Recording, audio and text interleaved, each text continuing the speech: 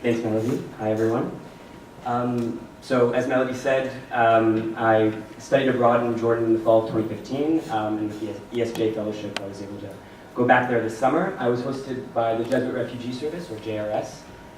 present in Amman, and my research was largely a case study focused on the higher ed programs that they offer to refugees in the city. So I conducted about 15 interviews with people involved in various capacities with the programs, from students to administrators. And what I'm going to present to you today really comes out of what they wanted to share about this program. And what emerged out of these interviews is that for JRS, while the higher education programs are important in and of themselves, they're also especially important as a vector for fostering community amongst the students at the center. And so the two questions that I've ended up guiding my research are these that are up on the screen, which is what is the importance of access to higher education for refugees? And secondly, what does it mean to foster community in a highly transitory context of refuge, and why do it? And it's this second question, this two-part question, that I'm going to be focusing on for this presentation. So I want to start with backing up a little bit and giving some context. The Hashemite Kingdom of Jordan, which incidentally celebrated its the 70th anniversary of its independence while I was in Jordan this summer, has a history as a place of refuge that's as old as the country itself. This history is especially reflective of the protracted displacement of Palestinians, but it continues today and has led to a current context which is particularly strained, in which Jordan has come to host the second highest number of refugees in the world relative to its population, and is dedicating about 25% of the government's budget to addressing the crisis, to the extent that earlier this year, King Abdullah expressed that Jordan had reached its boiling point. Now, while for many of us talking about the refugee crisis in the Middle East might evoke images such as this one, which pictures the Zatari refugee camp in the north of Jordan close to the Syrian border, which is home to nearly 80,000 Syrian refugees, this is not the reality experienced by the vast majority of refugees in Jordan and across the world. So my time in Jordan and the research I conducted helped break down this exact narrative in two important ways, with the realization that first, while a crushing majority of refugees in Jordan are Syrian, there are large numbers of displaced people from other nationalities who, due to their relatively smaller group size, find themselves ignored by much of the attention that's brought to the crisis. And secondly, that a vast majority of these refugees, and of all refugees, reside not in camps but in cities. And so to illustrate these realizations, and also to give you a sense of the magnitude of the crisis, I've included some data from the UN High Commission for Refugees, and as well as some data from the most recent Jordanian census, because it helps show how the UN data also understates largely the effective amount of displaced people in Jordan, many of whom are not registered. So as a result of this large influx recently, the population in Jordan, particularly the urban population, has exploded in recent years, and this is particularly true of the capital city, Amman, in which I conducted my research. Now, the questions I posed, that are posed by my research about the importance of both higher education and of community, I think really find their significance when placed in the context of what characterizes life as refugees in the city, of which three main aspects recurred in interviews that I conducted at JRS. First of which is that, to my knowledge, all the refugees studying at JRS were actively seeking resettlement abroad, and almost exclusively in the West. That is to say that Jordan is only a temporary stop in which no one's really trying to make their home, and to a large extent that's also by design. But resettlement as a process is highly unpredictable, and largely results in people spending most of their time in Jordan just waiting to hear when they'll be able to leave Jordan, often losing hope along the way that they ever will as the years drag on. So, and this idleness and loss of hope is compounded by the fact that obstacles to their employment as foreigners, and especially as refugees, are such that it's essentially illegal for them to find employment. Of course, many of them still find illegal employment, and that in turn subjects them to fear and exploitation by coworkers and by employers. And this point ties into the issue of discrimination, which is felt by refugees as a whole, since in Jordan there's a large popular perception that refugees are a burden to society and the source of many of the country's ills, But this sense of discrimination is doubly or triply so felt by refugees of African origin who face racial discrimination as well.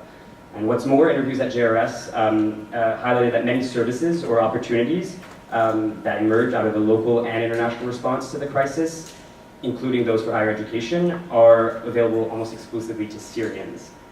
due to their large numbers and dominance in public awareness. So in this context, JRS sort of stands out as an organization that is actively committed to providing services inclusively to all, and reaching out to communities that find themselves overlooked and ignored in the crisis. So JRS, the Jesuit Refugee Service, is a work of the Society of Jesus that was initiated in 1980 by then Jesuit Superior General Father Pedro Arrupe,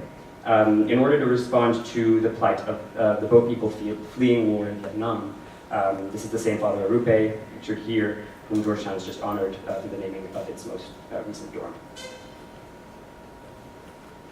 So JRS started its work in Jordan and in 2010, and it's registered in, there as an NGO.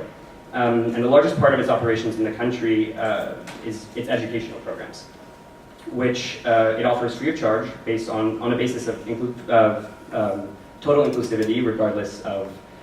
nationality, gender, religion, or even formal status as a refugee, formal registration.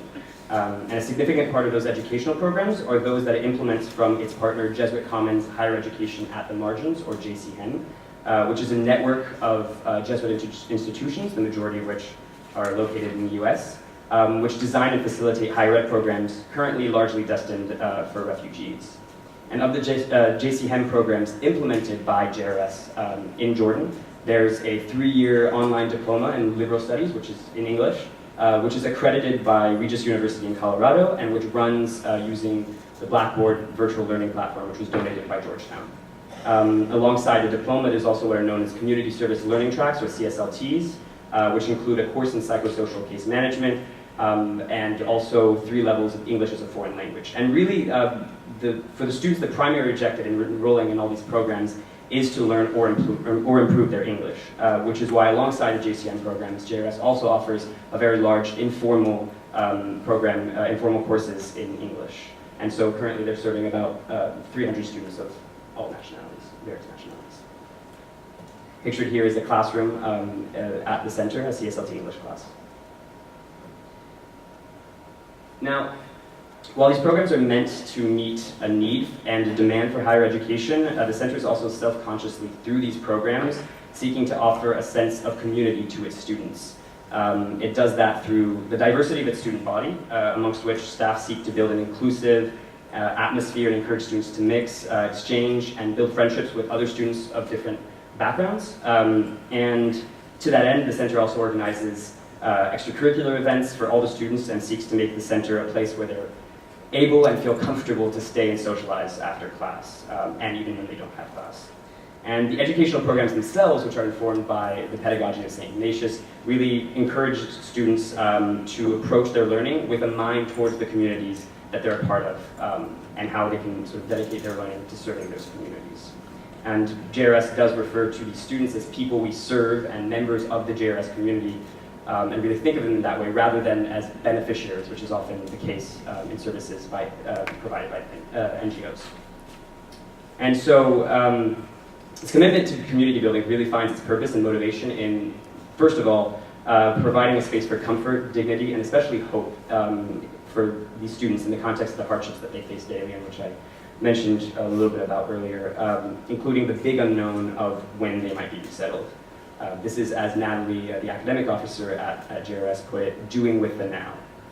And secondly, it's also motivated by encouraging students, to be community-minded and to be builders of inclusive and diverse communities themselves. The center not only helps students to be more appealing candidates for resettlement in the West, but also can ease their transition in resettling in the new communities as they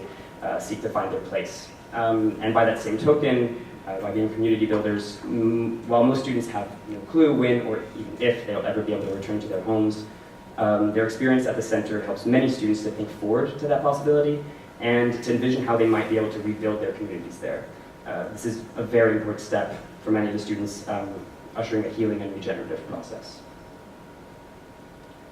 This is the office at the center, which is also, well, it serves as the administrative office for the programs. It's also a welcome center and a place where students come in, can socialize, grab tea, coffee, etc.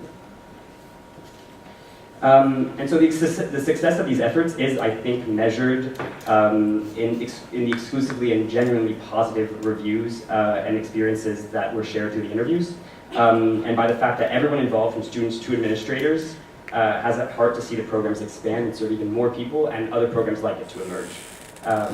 And at the same time, that desire is coupled with the desire to see the programs better reflect and meet the needs of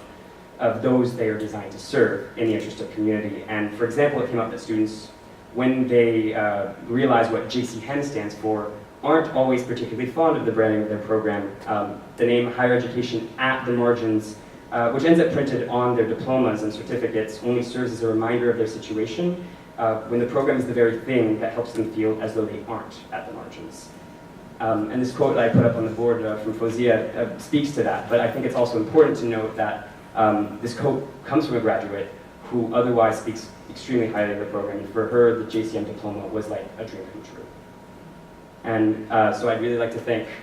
the CSJ, the Berkley Center, and really particularly everyone at JRS in Jordan, the students, the staff, and for offering me an amazing time, encouraging me to dip my feet into research and to return to a country that I really love to gain a very different perspective and a very different experience. Thank you.